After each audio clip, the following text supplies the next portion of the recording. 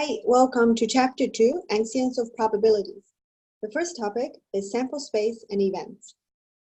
Sample space, by definition, is the set of all possible outcomes of experiment.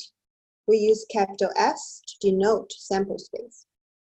For a few examples here, if you're going to toss 3 coins, then we're going to write the sample space S, and then we're going to list all of the possible outcomes here. Because you're doing 3 coin tosses, each one is coming up either head or tail. So you're going to have 2 to the power 3, which is 8 number of possible outcomes. And we're listing it over here in the curly bracket.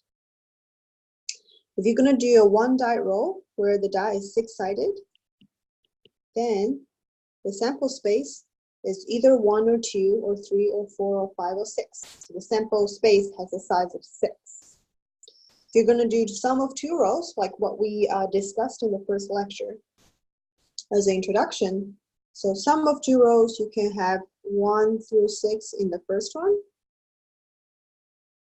And then in the second row, you can have 1 through 6 as well. So the sample space of the sum of these two is going to be going from 2 to 12. Okay? And remember, even though we didn't calculate those probability in the lecture, we are guessing that it's going to be roughly following this shape, okay? The distribution of the sum of these two, and sum of the 2 rows.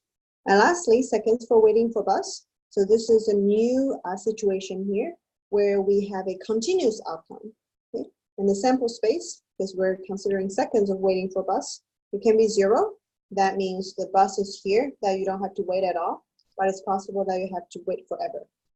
So we write from 0, including 0 to infinity.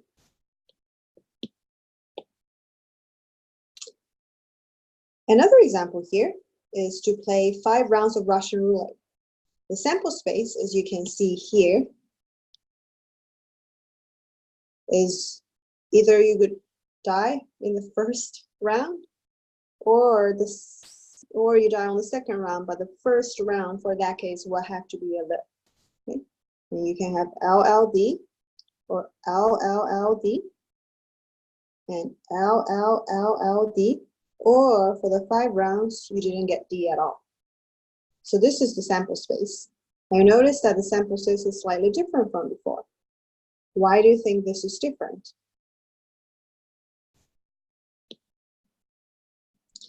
Another example here is to do experimenting, sequencing 3 nucleotides.